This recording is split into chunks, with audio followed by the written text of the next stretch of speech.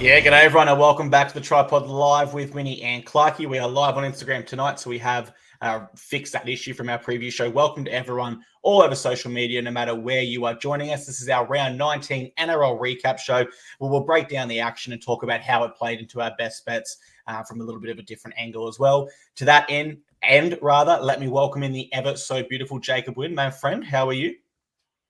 I'm glad we're back on Instagram. Reason we're a few seconds slow off the mark, I've got to pop up that we don't have a premium account on Twitter, so we're not live on Twitter. I don't think many people do watch on the TryPod Twitter account, but you can, so there you go. And look, mate, although someone commented today and told me that this weekend's results were unacceptable, going 2-2. I mean, a 2-2 round where we also hit a mixed matchup at $3 odds and we also hit a same game at $17 odds, I can actually accept that. 100%, mate. The Hello Sport boys also, like just saying, they sent me a message on Instagram and said that was a beauty. Absolutely awesome hit there at $17 odds. All right, mate, let's jump straight into it. Recap for us. What were the best bets? How did they go? I'll go game by game. I'll mention them. There was only 5, and we said we've got a pod tomorrow, obviously, so we'll make this one a Swifty.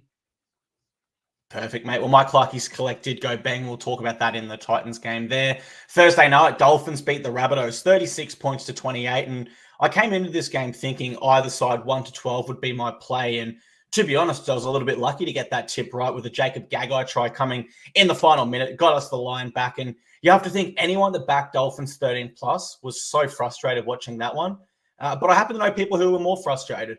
And that's Rabbitohs backers due to the goal kicking. This game ends six tries apiece. It was a horror show with the conversions. And I mean, Cody Walker, I saw him laughing after his first attempt because it was so bad and it just missed by miles. But from that point on, there was nothing funny about it. The goal kicking absolutely cost him winning. And that's my only takeaway. You know, usually we finish a footy game and we say the better side won. I'm not sure who the better side is between these. I just know the Dolphins kick goals better. If this game did, have relatively even goal-kicking stats, and it went to Golden Point, I don't know who the better side was. That's my takeaway, mate. How did you see it all? So just with regards to, the 1-12, I mean, you brought that up. Great call. I missed that one. I would have never usually seen a game with a line this short be able to pay $1.85 for either team 1-12. And by me missing that, I missed what would have been a winning best bet because I really liked that pick. Just to clarify, though, that Jacob Gagai try, it was unconverted like most of the tries all night. So it would have actually still been 12. It didn't affect the final margin, right? But the South did score a couple late, but it definitely hurt me because I tell you the truth, on Tuesday, I knew I was going to play South, so saw it as a 50-50. The line was like 2.5 everywhere that I'd seen, and I was going to play the half try handicap, knowing that Cody Walker can't kick goals. It's only that then I saw a 4.5 available at a couple places. And at that point, you figure if you score the same number of tries, even with inferior goal kicking, 4.5 points is better than plus half a try generally. But of course, Zarko's curling him in from the sidelines. He goes 6 of 6, and Cody Walker misses 2, pretty makeable. Hands over the reins to Tane Milne, and Tane Milne misses 2. I think I've got that right. Anyway, the Rabbitohs missed 4 of 6. So, a bad goal-kicking team might only make, 3 of 6, but South's made 2 of 6. A good goal-kicking team might kick 5 out of 6, but the Dolphins kicked them all, of course, and I lost. And, last time I backed the Dolphins at home, Bostock was ruled out 5 minutes in. This time I'm against the Dolphins, Bostock has a screamer. Last time, Herbie has his worst game of the season. This time, Herbie's awesome, and he has a barge-over try. And to me, I think it was a pretty even game. Like you said, 6 tries each. That Tane Milne missed opportunity. Souths can't find touch when they get a penalty at a crucial stage. But I'm not willing to say, Souths was a great bet. Souths should have won. I think Souths led into a couple of tries that were just too soft. And I talked about the Herbie Farnworth. Nothing's on there. They turn the ball underneath, and he sees a little bit of space and goes for it. And similarly, Tavita Pangai Jr. just scored a barge over try, which you just can't give up if you're in a desperation spot. And that would probably be my last point about the Dolphins. TPJ's been a great mid-season pickup. Bennett's trusted him, and he really is impacting games in a positive way for the Finns, and it was a huge win. I said before the game, can't see these both making the finals, but a huge step in the right direction for the Dolphins, who had struggled in the last month of footy. Yeah, very important win for the Dolphins there. I agree with that. Let's move on to Friday night, mate. Sharks beat the Tigers 58 points to 6. And I came into this one, Winnie, tipping Sharks at the line and Mulatalo try. Well, the Sharks more than cover that line and Mulatalo scores a hat trick. And when that happens, I always kind of stop and think, why was I so cautious? Like, why didn't I take a little bit more risk with that? But that's, that's just Murphy's Law, I suppose, sometimes. And a really bad showing by the Tigers. So I don't think that's an expert take. It just reminded me of the Roosters game. Like, this is a side that if they're in the hunt and they're not going too bad, they'll continue to fight on, but they're just outclassed in both of those games across the entire park and couldn't find a way back into it at all. I think anytime you concede a try in the first 2 minutes, danger signs. But the issue is they also conceded a try in the final 2 minutes. And I think that really shows that the Sharks were dominant from start to finish here and did play out the 80 minutes a lot better. 13 line breaks to 2. They ran 800 more meters. They broke 42 tackles to the 16 that the Tigers broke. And, of course, a sin bin for the Tigers as well, which has just become a really common point in their last, I want to say 5 or 6 games. Going back now, it feels like they've got someone in the bin. Tough for the Tigers. I mean, someone could turn around and say it was an unfair sin bin, but when you lose by 52 points, no one's going to really want to hear that argument. How do you see this one, mate? It was an unfair sin bin, and that's, that was in favour of my best bet, but Appy's square and knocks the ball out clean. However, the ref felt bad about it because a little bit later, Aiden Caesar is laying on the ground in the tackle, knows exactly what he's doing when he stretches his leg out and kicks the ball to dislodge it from the dummy half. And the ref gave a penalty, but that was a cynical professional foul that could have been a sin bin, but I think they realised they screwed the Tigers earlier on. In any case, the Sharkies were my best bet here. That's fine. -6.5. Don't have to be great at maths to figure out if we covered there. I felt really confident about this one. And I think that there's a takeaway for me that I want to share about this game. When you do feel really confident about a bet, like sometimes you just go into a weekend like that bet is just a great bet. I feel really good about it. And sometimes there's a temptation to put a bit more on. Oh, like I really like this bet. I should put more on. For sure, you want to have your bigger stakes on when you're more confident. But I would suggest if you're really confident a bet is going to win, what you want to do is bet the more extreme variations or derivatives of that bet. So if you really like Sharks -6.5 and it was moving to 7.5, it closed 8.5, like 13 plus was a good bet, which was around $2.50. I was looking at the alt lines, 30 plus, $7 or more, 22 plus, about $4.50. And it was a good game to pick some same gamers. And in fact, I did give out a $17 same game winner. And I picked Kale Ero from I think he's a Cook Islands representative where he really caught my eye. And I think he's a promising first grader outside back. And someone brought up the stat he's only scored 1 in 15. I didn't realize it was that slim pickings for him in first grade. But in any case, didn't have to wait long. Scored 3 minutes into this one. Had Sharkies to win both halves. And Tigers to never lead. And I guess you needed a conversion to be made for the first try because the Tigers did strike back to 6-all. But even the Tigers' first try, I thought it was just perfect, like perfect timing. Who was it? Fainu just half breaks a tackle, gets an arm free, offload, perfect timing. Buller, he's met by a defender, offload. And I was like, I'm not worried at all. Like that was absolutely perfect. I don't even feel like the Sharks really did anything wrong defensively there and were never threatened again. At 18-6, near the end of the first half, the Tigers were camped on the Sharks line. If the Tigers score there, do they have some sort of belief? Instead, eventually they throw an intercept. It's a length of the field try to the Cronulla, and then you knew the Sharkies would name their score, which was also pretty exciting for those in the group because we had a group member, Kyle Gordon, who contributes a lot of great tips and some value plays, who brought up Titans 51 plus in the Saturday game against Para and why that was a good bet at 150-1. And I said, I really like that thinking. And I'm looking at that for tonight's game with the Sharks. And so it's not like an official play. It's not going to go down in pod history, tipping 150-1. But nevertheless, a bunch of people got on thanks to that thread. They replied in the comments. I had people messaging me. And I always know there's plenty more people that have seen it and got on that didn't message or comment as well. So that's, that was pretty fun. Sharks won by 52 points. And look, I just have to have a little whinge here, mate, because a month ago I had to cop so much bloody grief for oh, why would you take the Titans against the Tigers? You don't know. Like, the Titans are no good. The Tigers are better than you think. And it's like, as I said at the time, the Titans dominated that game for 60 minutes and should have won by 20 or 30. And it's only because the Titans refused to put the Tigers away that West came back. And everyone's, oh, yeah, they showed hard at Leichhardt. And since then, all Wests have done is got flogged each and every week. And since then, all the Titans have done is had a club record victory, upset Cronulla away, and took care of business yesterday. So it's like, I think we can all agree now, if the Titans played the Tigers, even if it was in Sydney, -3.5 for the Titans wouldn't be a bad bet. But it feels like some of these teams, I'm not seeing it as wrong as everyone made out. It's just that given week, it wasn't to beat. Yeah, right bet. Unlucky timing, I think it could be argued. Let's move to the Titans game. So Saturday afternoon, Titans beat the Eels 24 points to 16.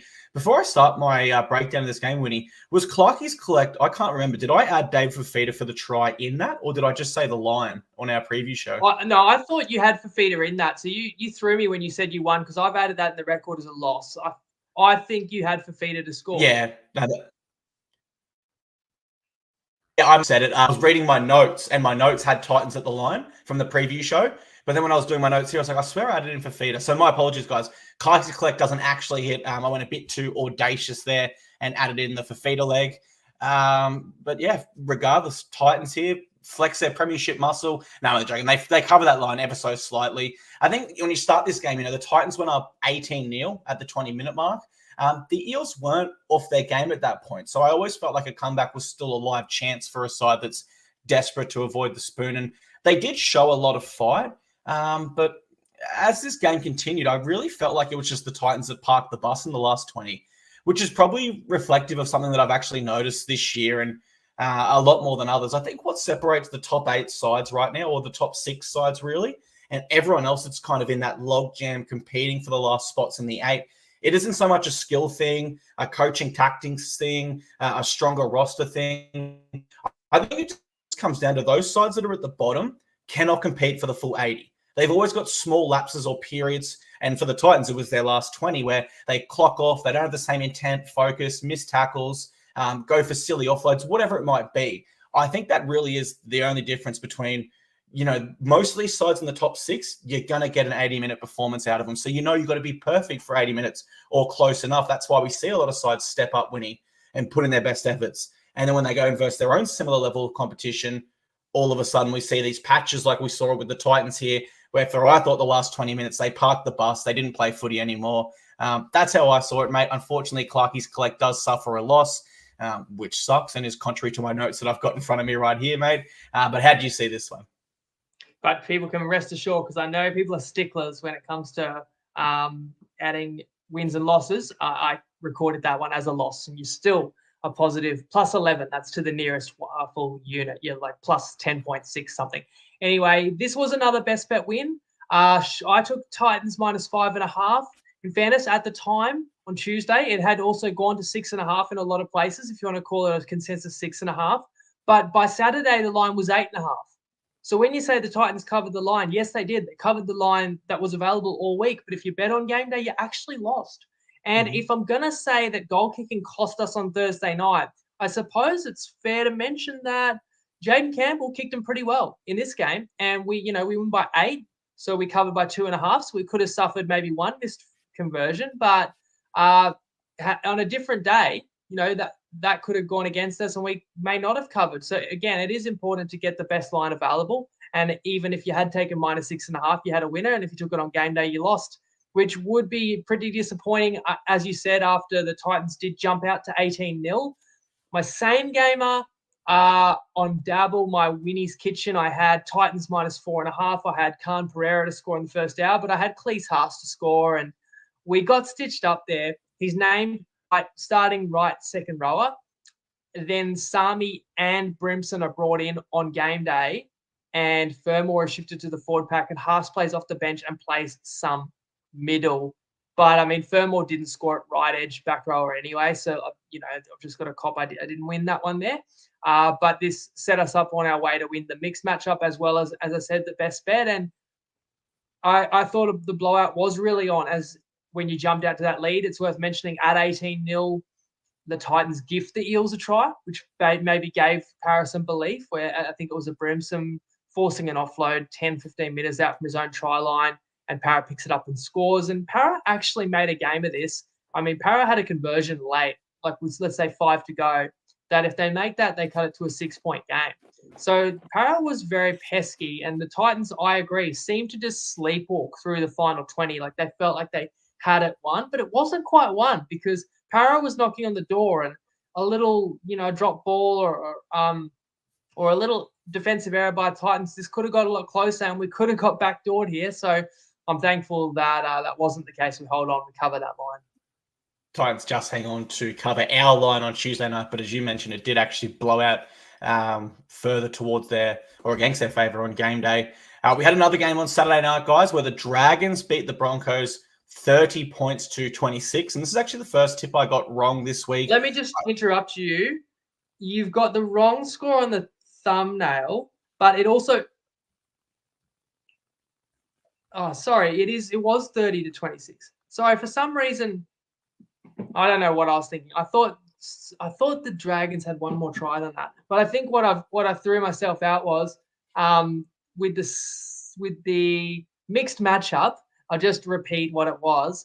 I took the 3 underdogs that I was fading. So Tigers, Eels, and Dragons to combine for 60 or less. And coming into this game, I needed the Dragons under 38. And when the Dragons got to 28 with like half an hour to go, I was worried. And I was like, the Dragons are going to get in the 30s. But as you correctly said, it was 30 to 26 to St. George. So don't blow up at us that the thumbnail has it the wrong way around. Yeah, 30 to 6 to St. George. I just messed up the thumbnail in a rush to get here for the show. I can't remember what my tip was here. It was either Broncos head-to-head or at the line, but ultimately it doesn't matter, right? It's a loss. They failed to win at Suncorp in a game that really they had to win. I think what stands out for me most stemming from this loss is the Broncos now have the same competition points as the Rabbitohs and the Titans. And, those two teams and clubs have copped a lot worse criticism throughout, this whole year, really. Onto the contest itself, though, just disastrous. And the reason why I wanted the Broncos was mainly because of the desperation of needing to win. You're at home as well. Saturday night, you can expect a big, loud crowd. But coming into this season, the Dragons have lost their last 11 in a row without Ben Hunt, largely around that origin period. Well, they've actually won their last 2 without Ben Hunt, one against the Panthers, one against the Broncos, which is last year's grand finalists. So I think that there is really good evidence for Dragons fans that things are turning under Shane Flanagan. You get to halftime in this game, it's 6 to 22. It was clear the Broncos had a huge mountain to climb in the second half to possibly save their season. To their credit, they did show some fight, but to be devil's advocate, good sides don't find themselves in this position with the season on the line. They wouldn't have been down by that at halftime. I believe this probably does mark the end of the road for the Broncos. Even at full strength, let's say they all come back and they're full strength 1 to 17. They just don't have that championship kind of mindset that they had last year, particularly on the defensive side of things. So I'm prepared their season is probably over at this stage, Winnie. How do you see this specific contest, though? Billy played well, though. Billy did play well. Yeah, Billy Walters played well. I don't know if you saw Kevy got that wasn't a good look. He got a little bit overly defensive in the press conference when someone suggested that Brisbane looked good when Blake Moser came on in the second half. I heard someone else cruelly call this the Nepotism Cup, with both coaches having sons in the starting lineup, and it seemed like a good start for Kevy. His son Billy actually scored Brisbane's opening try. Kyle Flanagan was missing a couple of conversions, but obviously Flano gets the last laugh there, and St. George built a lead. I want to say St. George, the lead got out to like 28-6. At some point, St. George did add a penalty goal to that.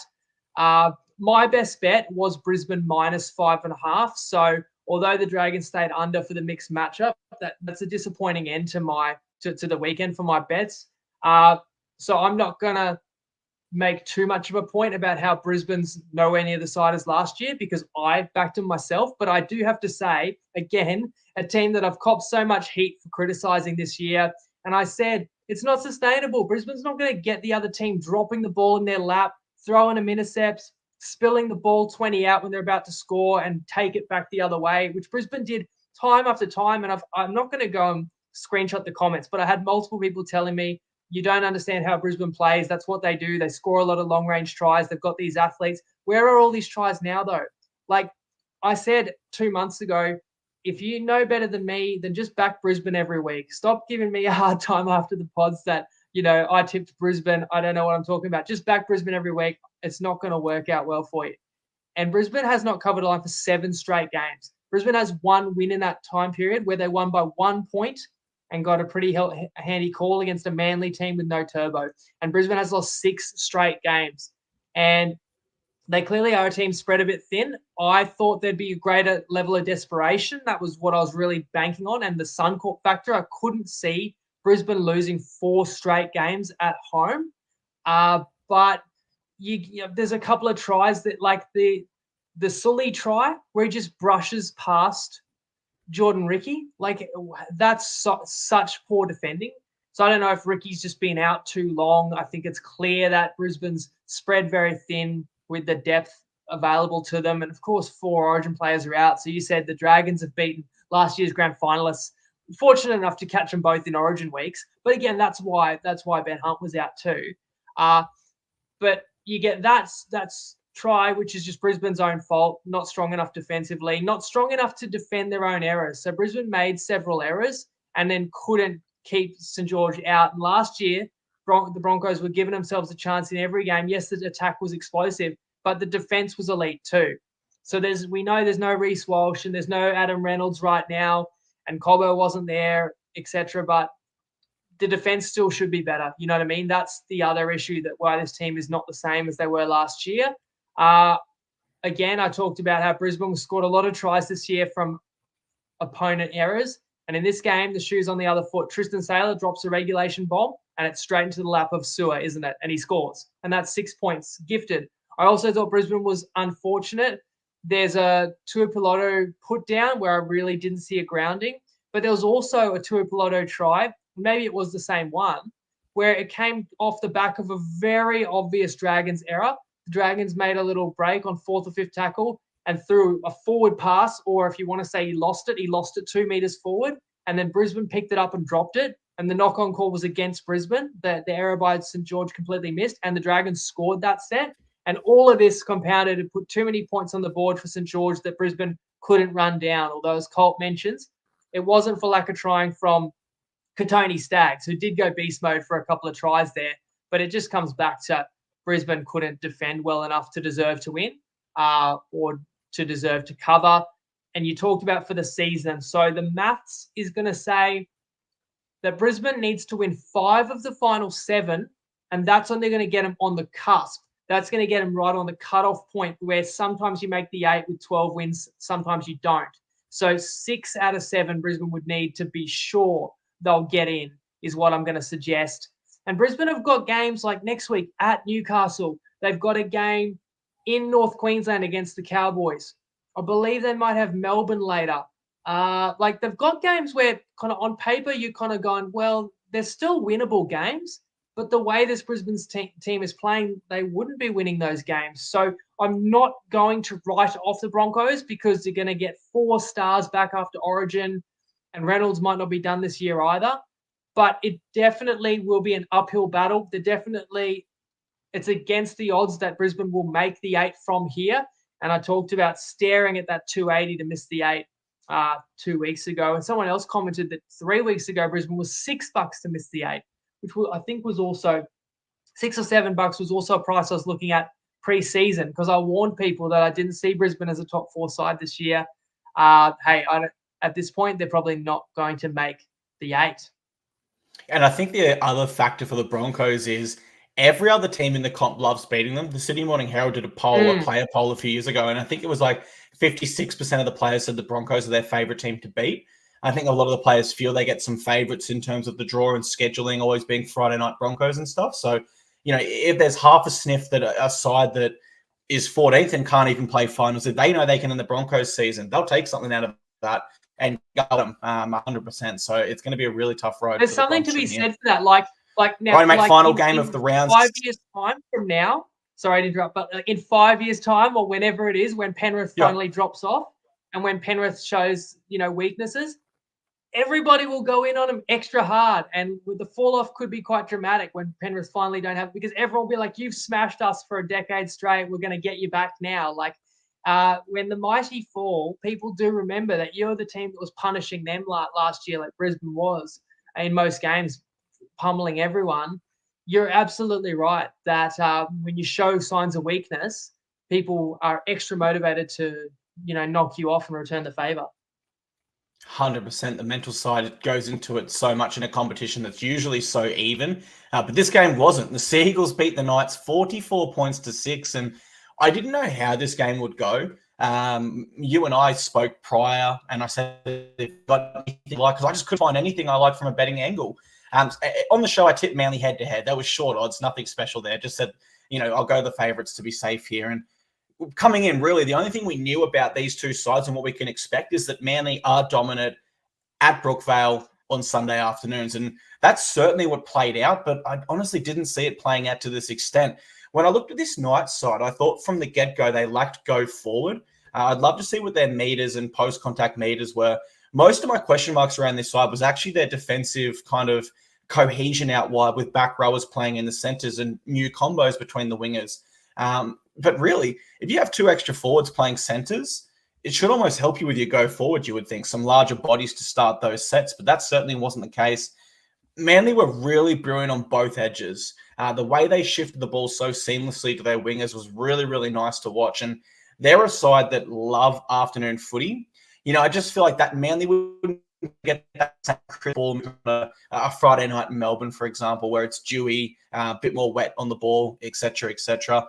I thought Jamie Humphries was really good. He slotted in seamlessly on that right side there. It also helps having Luke Brooks there. Like, he didn't have an incredible game here, and the stats won't show that he was too special, but he still steered this side around the park and used all of the experience that he has from playing 7 at the Tigers for so many years. Great work by Manly here. They're going to press on toward the finals and all the possibility to make the 8. But my question mark now, Winnie, is for the Knights. Now, I don't think they win this game, even if they are full strength. And Manly had that same side. That's how poor they played. And the bad habits that were throughout this game for the 80 minutes, I think they started last week against the Raiders in the second half. And so whilst this is a horrible loss here for the Knights, and most people will probably go, Knights to rebound next week at home. They've got the Broncos.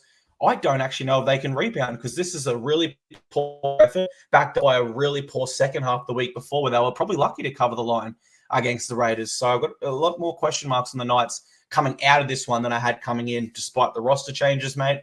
I want to know, how did you see it, though? In a way, the Knights lost this game with the origin selections, didn't they? With Ponga getting that early return and then straight catapult into the Queensland team. And we know Gagai and Best. And as for Manly, Olakuatu's overlooked. Turbo's not quite ready. There's better options there. Having said that, I had the opportunity to bet on Manly on Tuesday, but I thought that line had moved, well and truly far enough to be at 7.5, 8.5. We did give you that winner last Sunday when I had Nicole joining me. Nicole, pointed out that game and talked about how appealing Manly -1.5 looked, or Pick'em, as Ryan says, that he grabbed. But I still expected a more competitive game than this, clearly. I think my words on Tuesday was, if the line was 5.5, I play Manly, and if it was 10.5, I play Knights. So I should be here saying I'm lucky that line didn't get to 10.5 on Tuesday, because then I'd look silly, because the Knights never had a hope. Manly were so entertaining today. I talk about them again. I don't want to take away from Manly.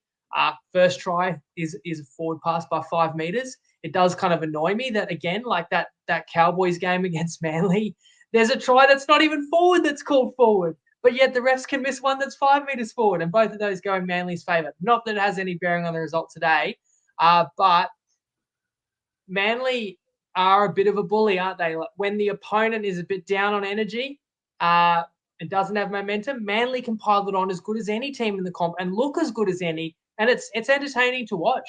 Manly play a positive brand. They've got very athletic outside backs. They'll give them opportunities in space, and we've seen it many times. If they can get enough space for Saab to get down the sideline, it's a great opportunity every time, and there's quick players inside backing up.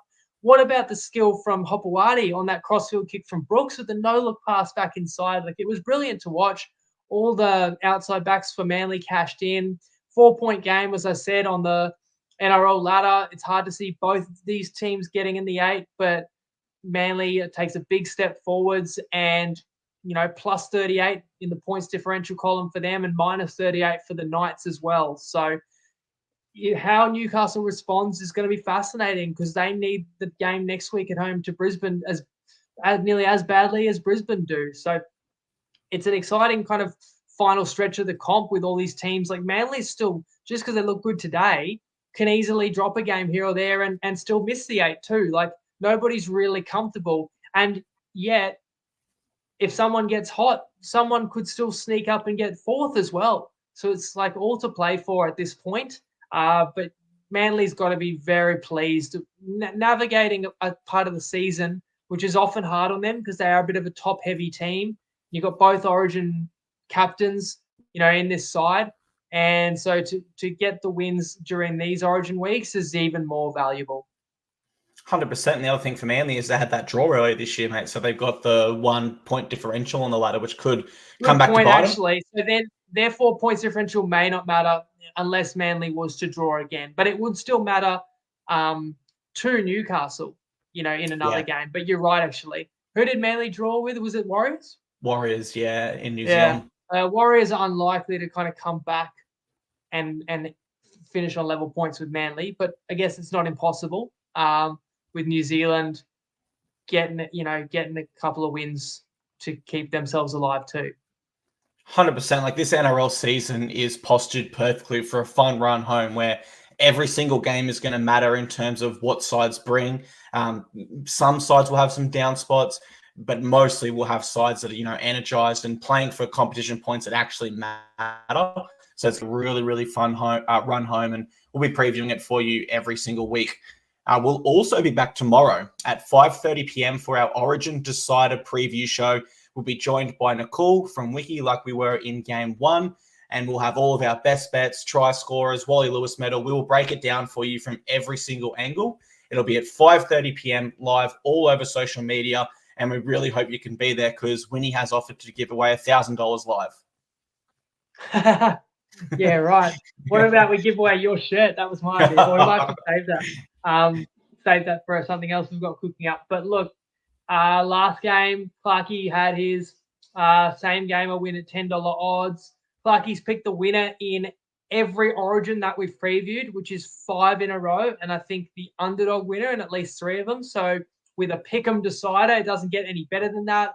And that's the game everybody's going to be thinking about now. But it is also worth mentioning there's another game in another sport that is kicking off in about under 12 hours time that a few pod followers will also have their eye on, and that is the Euro final. I picked the winner of the Euros 3 years ago with Italy. I have picked England this year, much to the shock and amusement of many people who told me all the reasons why England had absolutely no chance to find themselves in the final. So let us know, is it coming home?